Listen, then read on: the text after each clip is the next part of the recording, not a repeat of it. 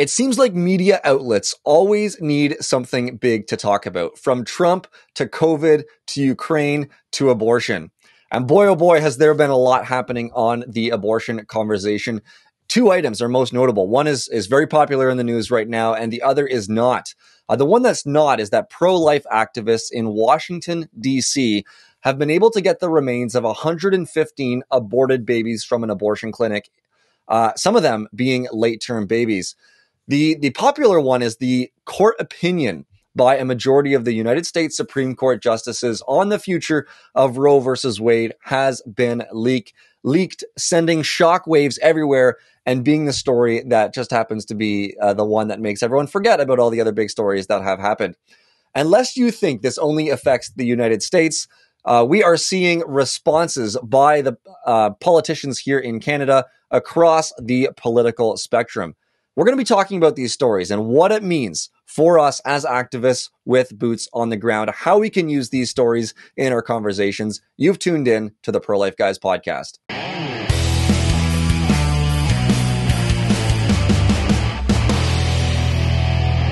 Hello, everyone, and welcome back to the podcast. Cam, before we get into our introductions, I think it's important to note that for many, many, many years, pro-lifers who are active in the movement, but also just pro-lifers at home who are in the movement but are not active, full-time or on a very regular volunteer basis, but are passionate about the pro-life cause, lament the fact that the media outlets that are supposed to represent them in some ways, especially when there are news items that are worthy of national attention, completely ignore them. But here we are today with an abortion conversation. What are some of your thoughts as we dive into this? Then we'll get into the intro, and then we'll talk about the point of this episode today.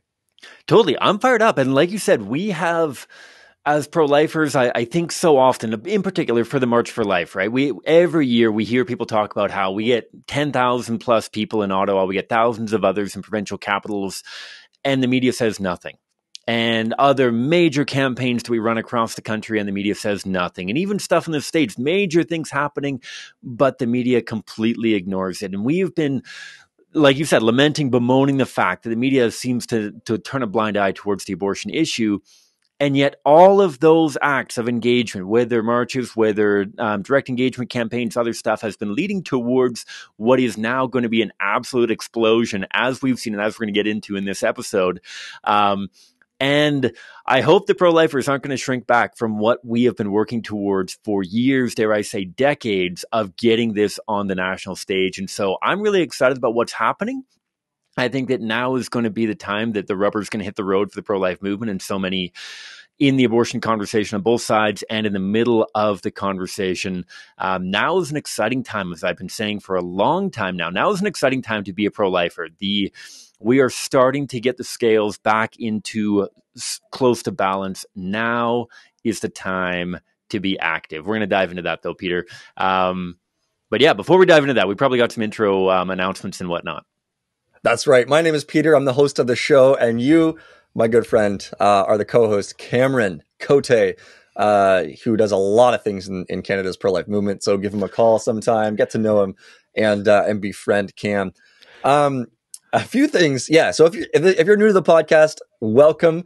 We are two guys who are passionate about ending abortion in Canada, and this podcast is dedicated to giving you the tools that you need to be part of the fight, to change minds, to save lives, and to work towards the ultimate transformation of our culture. So check out some of our past episodes. We talk with heroes of ours, leaders in the pro-life movement. We talk about things like the abortion pill, the rise of the pill, but also the abortion pill reversal procedure. We talk about pro-life apologetics that are time-tested and street-tested that we use when we go out on the streets, and we have seen countless people change their minds through the use of these apologetics. We talk about strategy, best strategies we can utilize, but I digress. Go check it out. If you want to know about a particular topic, reach out to us and we'll let you know the episode number, because there's a good chance that at this point, almost 100 episodes in, sir, not including the Humans of the Pro-Life Movement and the Pulse series, almost 100 episodes in, I think we have probably covered it. Few things right off the top before we get started. One is the Toronto March for Life is happening in just a few days. This episode is being released on Tuesday, May 10, on Friday, May 13, the March for Life is happening in Toronto at Queen's Park. I'm very humbled and thankful that I'm one of the speakers there, along with some of our great colleagues and friends in the pro-life movement. So we'd love to see you there. We'd love to see you listen to some of the speeches, to meet some of the people in the pro-life movement, to meet some of the leaders in the pro-life movement, to hear them and be inspired and motivated by them, and to join the hundreds of pro-lifers as we mark across Toronto. I probably won't be across Toronto, but I'm sure it will be a significant route where you'll be able to meet people and show solidarity with the preborn babies in this small way. So that's one of the things. Cam, do you have any announcements before we just give a brief highlight as to what this episode is going to be about? Yeah, super exciting on my end as well. I just got confirmed 2 days ago that I will actually be speaking at the Alberta March for Life in Edmonton as well. That'll be happening on Thursday, so May 12th. I'll have 5 to 7 minutes to share a little bit about the Canadian Centre for Bioethical Reform, the group that we both work for, as well as the Pro-Life Guys podcast. And so if you're in Alberta, if you're planning on coming to the March for Life in Edmonton, please do so. We will have our interns there. We will have most of our staff there from the Alberta office as well. And so go to Toronto if you want to meet Peter and the crew out there. Come to Edmonton if you want to meet me and the crew in Calgary, Alberta. And this is an exciting time for engaging a lot of the pro-life movement. It's really cool to see more and more opportunities for getting plugged in with direct action organizations like the one that we work for, Peter. Perfect. All right, Cam, there have been a number of very important news items in the news cycle as of late. Some of them are very popular. Some of them, Cam, are not. We're going to talk about two of them right now. One that I feel like if you're not active in the pro-life movement and actively seeking news related to the abortion issue, you might not have heard what has taken place. The other is the one about Roe versus Wade. And then we're going to talk about how we can use these stories in our conversations, because the people we talk to, they also know what's going on in many ways. And sometimes they'll bring it up. They'll bring up talking points that those who are supporting Roe versus Wade right now are bringing up, the ones they're hearing on CBC, CTV, or any other news outlet that is very actively decrying and moaning the fact that Roe versus Wade may become a thing of history, something that we rejoice in greatly. So that's the point. I'm going to start with the aborted babies that have been discovered in Washington, D.C. 115 aborted babies were received. Reportedly, pro-life activists received a number of boxes from the driver of a medical waste disposal truck. And so for those of you who have never been outside of an abortion clinic or are not really sure what happens, the babies are aborted. They're considered medical waste. And then there are medical waste disposal companies that will come in, take boxes or barrels of these aborted babies, just the blood and everything else out, and then dispose of it in whatever way that company decides to do that. So a company was doing this. Pro-life activists had a conversation with the driver, and they were able to take some boxes from the truck to, number one, highlight the injustice. I mean, they took some photos and some videos, but also to give these young boys and young girls a proper burial. Now, 5 of them were aborted in violation of federal laws, which means that they were very late-term abortions. I don't have the exact details in that, Cam, but maybe I'll jump to you in a moment. We've seen the photos. Our colleague Blaze Elaine sent us an email of the photos to all the staff that we had an opportunity of looking at. And boy, oh boy, were they devastating. They were hard to look at. I did not get through them all, Cam. I don't know if you made it through them all, but they were very rough to look at. If you want to learn more about this, our colleague in the movement, Mark Harrington from the Mark Harrington Show, has a great episode with AJ Hurley, who was one of the guys who was able to get the boxes of the babies and take the photographs and part of the front lines in that respect. And so go to the Mark Harrington Show on YouTube or another podcast catcher. It's a 30-minute episode or so to listen to that and hear a little bit more of the story. Cam, do you have anything to add here? Yeah. So, and this is a lot of what this episode is. I feel like this is a bit of an episode, Peter, of hybrid between our general episodes where we talk apologetics and episodes that we've done in the past called The Pulse, where we cover a lot of the news items. And when I think about this story, and as you mentioned, the images, the video footage is just absolutely heart-wrenching, as I'm sure many people can imagine, thinking about these children who've been ripped limb from limb. We're going to put a link to the live action video that kind of covers a lot of this in the show notes. And so please do check that out. Be aware that this is I have seen literally hundreds of different abortion videos. I've seen some abortion videos literally hundreds of times. This was the most heart-wrenching that I have ever witnessed because of the clarity, because of the humanity of these children that was able to be captured through the recording, through the photos, and the variety of images. It's absolutely heart-wrenching. I can't even think of a different expression than heart-wrenching. And so what I want to share is, how do we leverage this towards preventing it from happening again? Right? That it's one thing for all of us to be appalled. It's one thing for all of us to talk to our pro-life neighbors and be like, oh my goodness, the pro-abortion movement has done this again. I was talking to Mark Harrington actually about this situation on one of our recent episodes, actually after the episode that we just published with Mark, about like, how do we as pro-lifers stay motivated? Because Peter, this is not incredibly new for you or I necessarily. We've seen what's happened to Kermit Gosnell, the terrible abortion provider in Philadelphia who is keeping late-term abortions in his personal freezer. We've seen stuff from late-term abortions in Canada, America, around the world. We've seen the David Daleiden exposés. We've seen the stuff that Mark Crutcher and Lila Rose and sexual assault happening within abortion facilities and statutory rape being covered up. Like, we see so much of this horrific stuff, and yet it's brand new for so many people in society. And so what I want to share is, how can we integrate this into conversation so that we can ensure that this doesn't happen again? This isn't kind of the manipulation of tragic victims for our own benefit or gain, because those who benefit are those who may be scheduled to be killed tomorrow or the next day or the day after. Like you've mentioned, and as I mentioned as well, the photographs are so central to this news story, because these 5 children, particularly those who are late-term abortions, that they're concerned violated the state policy on partial birth abortion or post-birth abortion because of the wounds on the children, and the medical opinions on how old these children are. What is being decided right now is whether or not these children were killed by partial birth or after-birth abortions, infanticide, whatever we want to call it, ripping apart a child or intentionally killing someone, regardless of whether it's done fully outside of the womb, partially inside the womb, or entirely inside of the womb, is absolutely barbaric.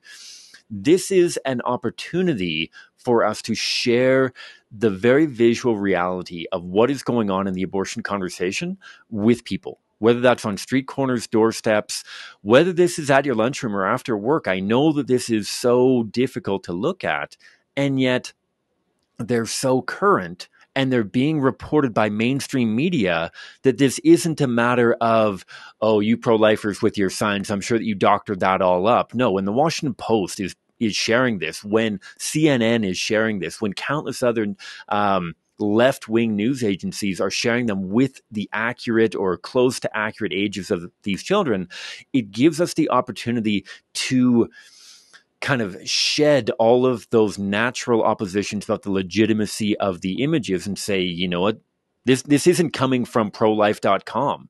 This isn't coming from the Mark Harrington show. This isn't coming from Pro-Life Guys podcast. This is coming from the police department of Washington. This is coming from CNN, Washington Post, Huffington Post, whatever it may be. And so it offers legitimacy there, but it also can act as a catalyst in conversation, particularly for those of us in Canada, because so often, Peter, you and I encounter people who will say, oh, late-term abortions don't happen in Canada. This is just fear-mongering and scare tactics that, yes, technically speaking, they're legal, but they don't actually happen. And while these images certainly are from the States, not only can we integrate them into the conversation to show these are happening in America, these aren't happening in like back alley China, Vietnam sort of thing where like, oh, well, they live by a different human rights code that so many people will suggest. But no, this is happening in our countries, in our culture, in our society, America, Canada, this sort of thing. And it opens up the conversation regarding statistics as well, that tragically there are reported every year hundreds of children in Canada killed well after they could have survived outside of the womb for various reasons or for no reason whatsoever. And so I would say that for this news story in particular, it allows us to integrate in the images of the tiny human beings and not so tiny human beings who are being ripped apart, to connect human to human, to take this issue that is for so many people entirely abstract and make it concrete, to make it human to human, a personal connection between perpetrator and basically passive or ignorant bystander, so that we have fewer people doing nothing about the issue. So first of all, exposing the victims. Second of all, highlighting the late-term potential that, yes, of the 115 abortions, only approximately 5 of them were late-term abortions. That may extrapolate into the current percentages in Canada as well. And yet they are still happening. And that can be a starting point of, at the very least in Canada, where all abortions are legal through all 9 months of pregnancy, there's no legal restrictions. This can be a catalyst towards, at the very least, maybe starting the progression towards banning all abortions by protecting at least some children. So those are 2 thoughts coming out of that news story, Peter. But that's probably the minor one. The major one that I'm sure that far more of our listeners and our listeners' spheres of influence are familiar with is this leaked Supreme Court draft ruling on the Roe v. Wade challenge. That's right, Cam. And boy, has this sent shockwaves basically everywhere. I mean, one side of the movement is particularly thrilled. The other side is scrambling, trying to figure out what to do, making threats here and there on what to do with the court and all of this stuff, man. It's quite something. A brief summary of what has happened. I don't have the date in front of me, but Politico, which is a news outlet, they received a 98-page draft, which was the court opinion in the Dobbs versus Jackson whole health case that was before the Supreme Court. We've talked about it in episodes past. It was written by Justice Samuel Alito, and when asked about it, Justice John Roberts confirmed that this was, in fact, an internal document that was a draft on this case that was leaked. He also mentioned that the Supreme Court had issued the marshal to investigate the leak. Now, this draft highlights the position of the court right now. He said it's not going to be the final draft, but if you look at what it says, I mean, it is very clear that it will overturn Roe versus Wade and Planned Parenthood versus Casey. I'm going to share a bit of a quote, Cam, from the draft, just to give a bit of an idea to our listeners of kind of the vibe that this draft is giving out, for lack of a more professional word. And I quote, "Roe was egregiously wrong from the start. Its reasoning was exceptionally weak, and the decision has had damaging consequences. And far from bringing about a national settlement of the abortion issue, Roe and Casey have inflamed debate and deepened division. We hold that Roe and Casey must be overruled. The Constitution makes no reference to abortion, and no such right is implicitly protected by any constitutional provision, including the one on which the defenders of Roe and Casey now chiefly rely, which is the Due Process Clause of the 14th Amendment. That provision has been held to guarantee some rights that are not mentioned in the Constitution, but any such right must be deeply rooted in the nation's history and tradition and implicit in the concept of ordered liberty. The right to abortion does not fall within this category. Until the latter part of the 20th century, such a right was entirely unknown in American law. The Constitution does not prohibit the citizens of each state from regulating or prohibiting abortion. Roe and Casey arrogated that authority. We now overrule those decisions and return that authority to the people and their elected representatives." End quote. That, my friend, is some pretty harsh language on Roe versus Wade and Planned Parenthood versus Casey, something that I'm very thankful about. And if this continues, then if it's passed, then abortion rights will go down to the states. And I know oh boy, is it 12 or 17 states have laws on the books that I can't remember the exact term of what those laws are called, but they'll go into effect right after Roe versus Wade has been overturned, which will essentially ban abortion in all forms in those states. Yeah, this is so encouraging, especially like you said, Peter, in the directness of the language. And I think that it's important. I think this is a huge step legislatively, obviously, but I think that, again, this is a major traction point that cracks open the conversation. I have already seen, unfortunately, several of my friends from high school posting about this and posting about the legal decision, all this kind of thing. And a common thread that, Peter, I'm sure we're going to dive into more is this theme of mothers need access to abortion because there's no other options. Because, you know what, as a last resort, as a in crazy circumstances, hard situations, immense suffering, all these things, we need to have access to this. But nobody wants abortion. How many times have we heard that? Like, it's not that we want abortion, it just needs to be available. And I think that cracks open the conversation to pivot away from the politics. I know that some of our listeners are crazy politicals, not crazy, but like crazy in a good way, very intense politicals, and they want to dive into this really deeply. I would love to pivot this towards the educational pastoral side of the conversation, where it's a matter of, why do women feel like they need abortion? Why is society failing mothers so desperately that they're turning towards procedures that they admit themselves that they don't want? What are we doing wrong that is pushing hundreds of thousands of people in America every year towards making a devastating decision that they don't even want? Let's talk about, as a very first step, let's talk about how, for the women who don't want this, for the mothers who don't want to have to kill their children, nobody should ever have to kill somebody that they don't want to have to kill. Nobody should kill somebody that they want to kill either. But it's easy to start by talking about, why do all of these mothers view this as their best or only option? Let's provide better options. Let's provide better support. Let's provide better care. This is an incredible launching pad for us to talk about the existing pastoral support that's already available. It's an opportunity for us to genuinely collaborate on how we're going to address the legitimate problems in our society that demand legitimate solutions, not including killing a child. This is a great way to pivot into the educational and pastoral end of, why do people feel like they need abortion? Sure, as we've talked about in other episodes, for some people, this will be a purely principle opinion. And in those scenarios, then we can talk through a lot of the apologetics that we've covered in other episodes.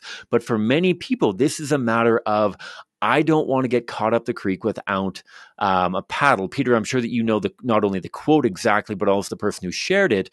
I know that Justina Van Manen has it in her book, Stuck, A Complete Guide to Answering Tough Questions About Abortion, that the quote goes along the lines of, mothers want abortions like an animal caught in a trap wants to gnaw off their own leg. That's profound. Mothers don't want abortion like they want a Porsche or an ice cream cone. They want abortion like an animal caught in a trap wants to gnaw off their own leg. Let's make abortion unnecessary while we're making it unattainable. And we do that by making it unthinkable. We all come together, sparks and synergy and all those power words and whatnot. That's one thought that comes to the national conversation about abortion. But Peter, this has massive implications for us in Canada as well, right? This isn't just what's going on south of the border, and this isn't impacting the abortion conversation in Canada. What is this doing to the conversation up here? Before I get there, Cam, I just want to make one note about one of the ways that we can often sort of miss each other in conversations when we're talking to people who support abortion.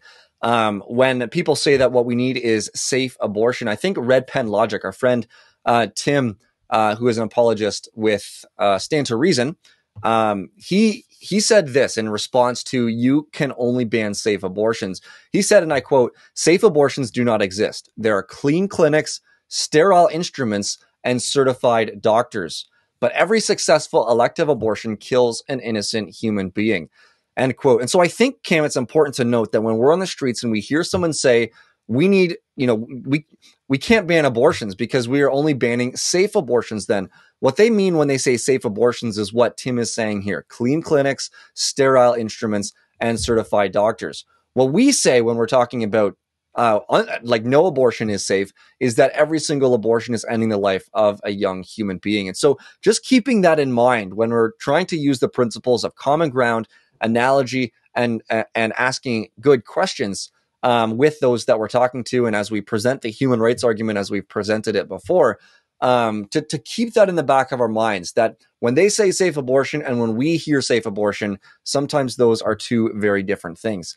But Cam, yeah, like you said, this is not just limited to the United States. I mean, there are people over the world over, rather, who are commenting on this. But we, being in Canada, seeking to equip, I guess, first and foremost, some of our friends and colleagues and activists on the streets, new volunteers and stuff here in Canada, as we do for the rest of the world as well. Let me just share with you a bit of the response from some of Canada's notable politicians. I'll start with Justin Trudeau, our wonderful Prime Minister, the leader of the Liberal Party of Canada, and an esteemed feminist in his own eyes. And he says, and I quote, "The right to choose is a woman's right and a woman's right alone. Every woman in Canada has a right to a safe and legal abortion.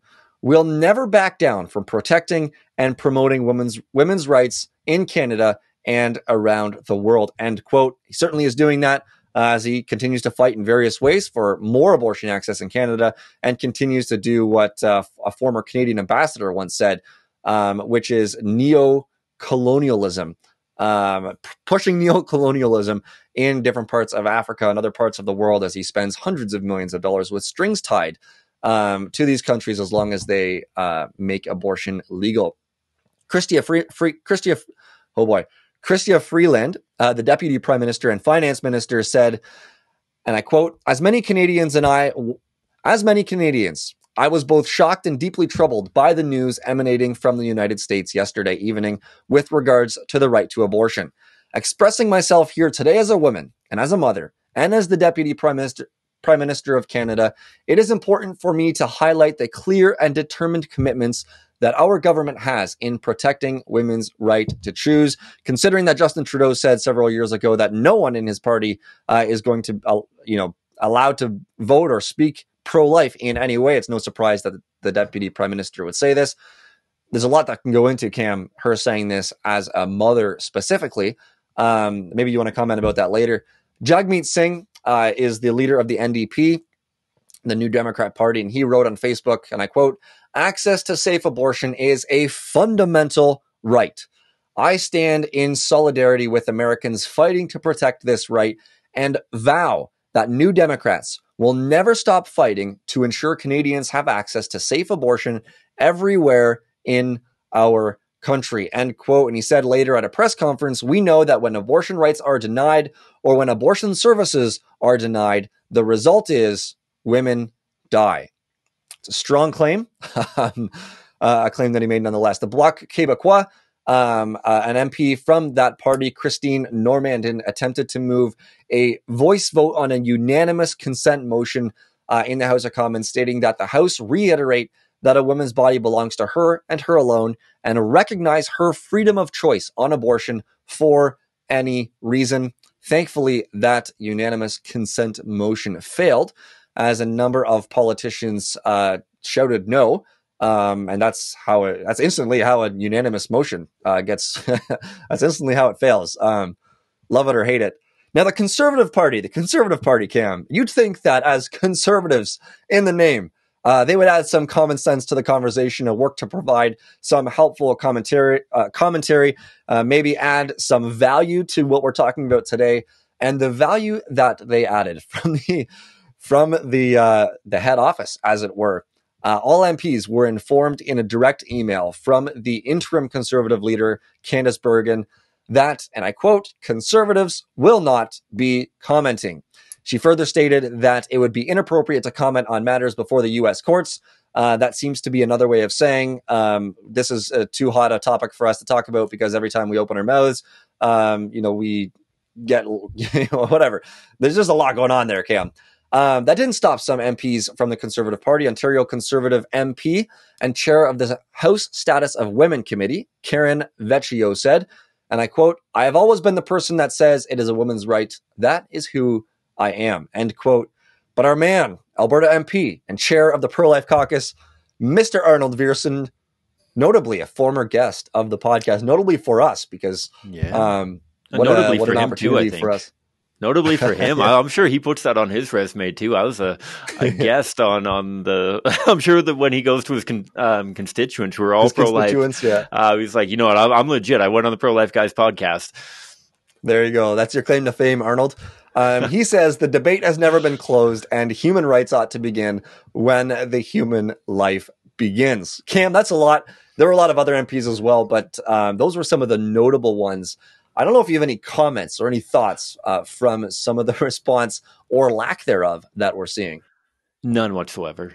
No, I'm kidding. A few thoughts from me. I mean, all the comments are as expected to be. I mean, the Conservative Party is largely made up of cowards, and so I wasn't really expecting a whole lot out of them.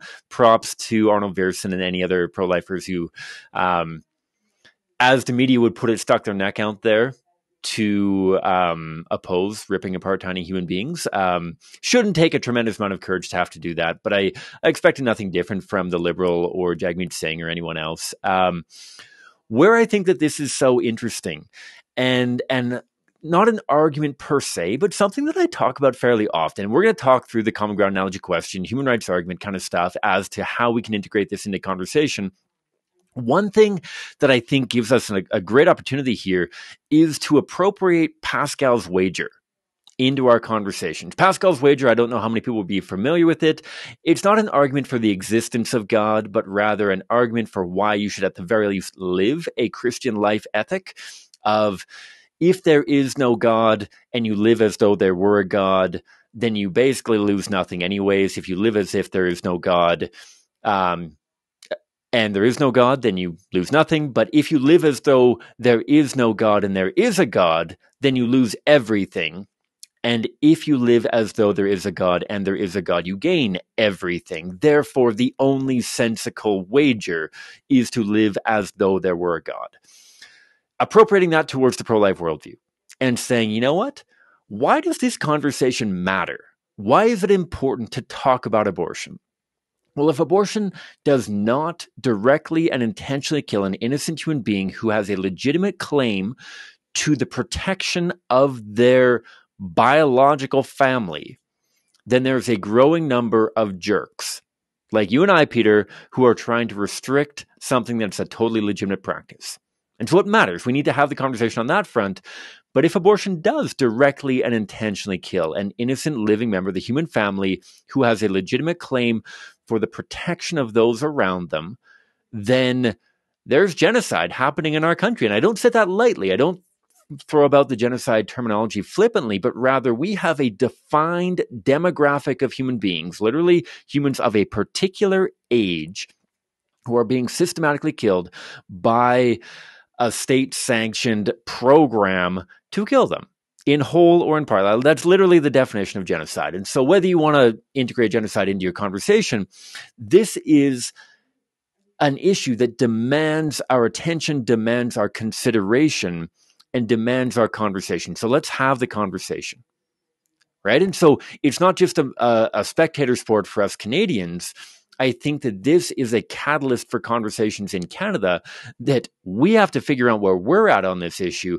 The Americans have taken the lead on engaging society on this pivotal issue that very well may define the breakdown of America. And that's a whole different episode. I'm sure our colleague Jonathan Van Maren has covered that on his the Van Maren Show podcast as well. But we can use this as a catalyst for starting the conversation. So often, we have talked at apologetics workshops and whatever of like, how do you start a conversation about abortion other than on a street corner, on a doorstep with that super awkward, like, hey, we're talking to people about abortion. What do you think? Right? Like that works on a street corner, but how do you bring this up with coworkers? How do you bring this up with family members? How do you bring this up with people in your community? Well, guess what? They are bringing it up now. Let's bring it up in more than a spectator sport. Isn't this interesting? Let's not bandy words on why or how the position got leaked.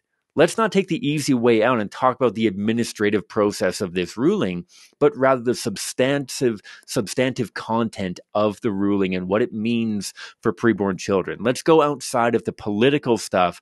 Let's go into the content of whether or not humans should get human rights. And so I think that it provides a great opportunity for people that have been looking for an opportunity. We say in apologetics workshops, I've had lots of people tell me, I wish that conversations about abortion came up more often. Well, guess what? They're coming up now. Let's put some meat behind our words and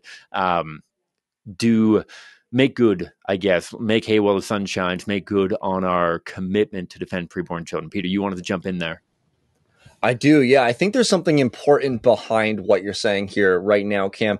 A lot of us like to think of, when we think about issues like this, we kind of, whether we say we do it or not, we put our hope in what happens politically.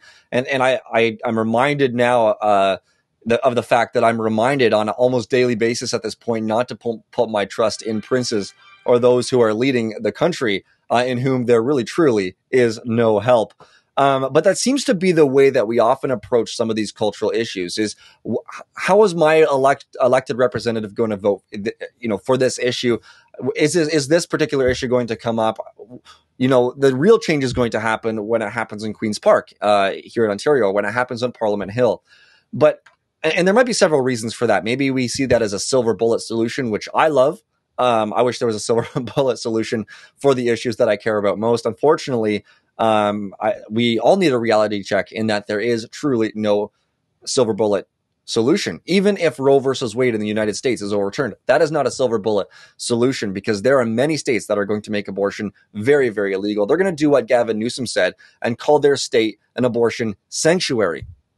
Now, but this gets to, okay, where does the change happen? And the change happens, Cam, as we've seen time and time again, conversation after conversation, piece of literature dropped off at front door to front door to front door, going door to door, having conversations, going to universities, going to high schools, going to colleges, going to downtown areas, and having those individual conversations, making those personal interactions with people, showing them the reality of what abortion is, and having these time-tested apologetics to use in those conversations. That's where we see the change, Cam. And we talk about hope in the pro-life movement. I know you have a talk about that. So if you want Cam to come to your church or your small group or whatever it might be to talk about hope for the pro-life movement in Canada, when it really truly does seem like there is no hope, Cam will share that hope with you based on his experience and my experience and our experience as pro-lifers for the Canadian Centre for Bioethical Reform and other similar organizations, our experience being on the streets and having those conversations. And when many people think that no one can change their mind on a topic as controversial as abortion, we are seeing people change their mind all the time. We could talk about babies saved. I've been to an ultrasound of a baby that was saved. So many experiences like this that we've had that we forget. Hundreds, thousands of the conversations that we've had where people have changed their minds. And so that's why we want to talk about the importance of these conversations. Cam, I mentioned common ground analogy in question, and I mentioned the human rights argument. And as I was saying them a little bit earlier, I remembered that it's been a while since we've reminded our listeners what these actually are. And so I wonder, could you briefly, how would you start a conversation if one doesn't come up and you want to start it? And then how can we use these tools of common ground analogy and question, finding a common ground, using analogies and asking questions, and the human rights argument? Yeah, so I think there's lots of different ways that you can crack into a conversation, whether it's something as direct and simple as what we use on street corners so often of, what do you think about abortion? It can be, where are you at on all this hubbub around the Supreme Court ruling or the leaked documents or whatever. But ultimately, when you're met with opposition, that common ground is so valuable in building some degree of camaraderie. And I would articulate something along the lines of, you and I can agree that it can be really frustrating when governments get too involved in our lives. And you can make the analogy of when governments get involved in our life in restricting our travel, restricting our freedom to elect representatives, to make decisions about our lives. That is really frustrating. I get that. I get that government has overreached on countless occasions. By way of analogy, we can communicate the principle that at times, and you can be as libertarian as you want, there is a role for government, particularly when it comes to protecting human life from the attacks of those around them. You can say, imagine if a government were to restrict a nation's ability to kill born children. Would that be appropriate? Like, is it appropriate that our nation restricts legally our choices as to whether or not we can kill born children, 2-year-olds, 3-year-olds, that kind of thing? And you're probably going to be met with, well, obviously a government should restrict killing born children. And then the pivot question, the pivot that brings us from the craziness of what's going on with Roe versus Wade and Dobbs versus Jackson, all that kind of stuff, to the very down-to-earth, very real, very human experience that so many people encounter. If it's legitimate for a government to restrict the killing of born children, then what about the killing of preborn children? What is the difference? And that pivots into the humanity of the preborn. Well, they're not human. Well, they don't have conscious brains. Well, they can't survive on their own. Well, what about mothers in hard situations? All these different legitimate challenges that mothers are confronted with, all of these misconceptions around the humanity of preborn children, that pivots us into the human rights argument. The argument that bases the conversation in the humanity of preborn children and not in the craziness of our broken world. And the 4 questions that I propose to you are this. 1, can we agree that all living humans should get human rights? Most people are going to agree on that. 2, if something is growing, even from 1 cell to 2 cells to 4 cells, it must be alive, right? Yes. And so if that living organism has human parents, isn't he or she a living human? Yes. 4th question, wouldn't that make abortion a human rights violation? Anchoring the conversation in the fact that, Peter, you and I and everybody else within the human family is equal when it comes to whether or not we can be killed as innocent humans. Demonstrate that they are human, and that anchors the question in what is going forward. And so that is where we want the conversations to go. You don't need to debate whether or not pregnancy is hard. You don't need to debate whether or not a child can survive on their own. All we need to talk through is whether or not they're living members of the human family and whether or not you can kill living members of the human family to solve even the most challenging of problems. And we as pro-lifers and as reasonable human beings, I would argue, hold that you can never directly and intentionally kill an innocent living human to solve a problem. You have to find better solutions. And that puts the onus on us, right? Like, now is go time for the pro-life movement. We have been talking for ages that no, we'll support these children. No, we don't just care about the child before they're born. No, we actually want to help.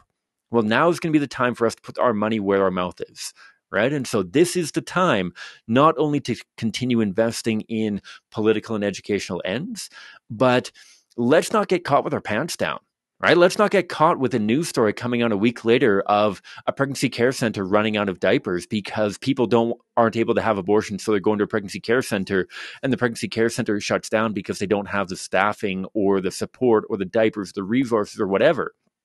Let's not get caught in this. If you're in a position to do so, let's make sure that your local pregnancy care center is well equipped and that abortion truly is unnecessary in your community. Let's be able to point to that in our conversations, and let's, as we educate people around the world and around our tables, make sure that as we're transforming mind by mind, culture by culture, we've got the resources, the support, the infrastructure to back up our principles. Okay, now's the time. Now might be a year that you invest more into pro-life solutions than you have before. Now might be the year that you invest more into your local pregnancy care center, into your local educational entity, whatever it may be. Now is the time for pro-lifers to put our money where our mouth is. And so, that's what I think on this. We have an incredible opportunity that we've been working towards for so long. People have invested so much time, energy, sweat, blood, and tears into this. And let's not have the shoulders of the giants that we have been standing upon go to waste. People, let's think about Eric Scheidler. Eric Scheidler is, not to get too biblical, but like, a guy that never saw the promised land, never got to see a post-Roe world. Let's think about what Eric Scheidler would say if Roe got overturned and abortions didn't go down because the educational efforts or the pastoral efforts weren't sufficient to handle the overturning of Roe. Let's make sure that those that have invested so much time and energy and have passed baton on to us don't get the crazy, tragic, terrible response of they did all of this work and then we dropped the baton 10 feet from the finish line. We got a lot more than 10 feet, I should say, but let's not be those people. Let's not be the generation that botches Roe versus Wade. For so long, we have said that we are the generation that will overturn Roe versus Wade. Let's not be the generation that botches the overturning of Roe versus Wade. Cam, that's a fantastic place to end. But I do have to say one thing before we end. So hopefully I don't take away from that. Cam, you posted a video a little while ago on our YouTube channel, which you can find at the Pro-Life Guys podcast, if you're not there right now, called How to Change Someone's Mind on Abortion, which is a presentation that you did. And we've sort of released that so that other community groups and others can have access to that and learn from you in that way. So I want to direct people to that. We're going to put the link in the show notes as well. Do check out the links that we put in our show notes because we have some very notable ones this time. But do check out that presentation. Even more than that, though, Cam loves to do Zoom presentations to churches and youth groups. But even more than Zoom presentations, he loves to come and be there in person and to chat with you, to chat with your group, to chat with your church, to chat with those around you on how to talk to people about abortion. Cam, you did a fantastic job just now in sharing how we can use these conversational tools and tactics of finding common ground, using analogies and asking questions, and the human rights argument. But Cam, if you go to a church or to a small group or to a youth group or to whatever sort of group your group is called, you answer questions, you sit down with people, you equip them with the tools that they need. And then, Cam, you go door to door with them as well to have those conversations so that they can witness what those conversations look like in real time, not just in the academic setting in a church basement, but on the front doorsteps of someone who thinks abortion is okay. So reach out to Cam. Cam, I'm gonna give your email address because you've done it many times, so I feel like I have the right to do it. Ccote, CCOTE at endthekilling.ca. And do connect with Cam because he's super good at it. There are probably local against abortion groups somewhere in your area as well, so connect with them. And I think it's important to note, Cam, just as we wrap this up, we're going to have good days and bad days in the pro-life movement, whether individually or whether as a pro-life movement as a whole. We're going to have political wins and we're going to have political losses. We're going to have judges on our side that rule in ways that uphold justice, and we're going to have judges that are not on the side of preborn children and do what they can to propagate injustice. We're going to have days of encouragement. Cam, you could talk about many of them. We're going to have days of discouragement. Cam, you could probably talk about many of those as well. And boy, so can I. But none of this should stop us from living out our pro-life convictions, our convictions that tell us that abortion is a human rights violation because the preborn children are, in fact, preborn children. Their lives have begun.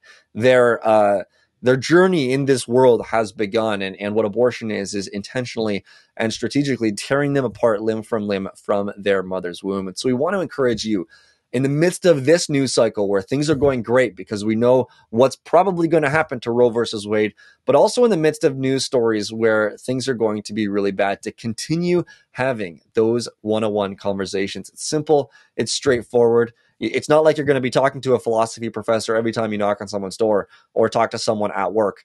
But have those conversations, challenge people, do what Greg Kokel writes about when he talks about Christian apologetics, and that is putting a pebble in someone's shoe. That means you might not change their mind when you interact with them at first, but you've given them something to think about, something to ponder, something to go home with. And we've seen, Cam, time and again, where people have changed their minds after that pebble's been placed there, and weeks later, they've had a number of other interactions, and then they come to pro-life convictions as well because of those interactions. So continue to get out there, continue to change minds, continue to work towards the saving of young lives, young little lives of little boys and little girls, and continue to work with us to the transformation of our culture.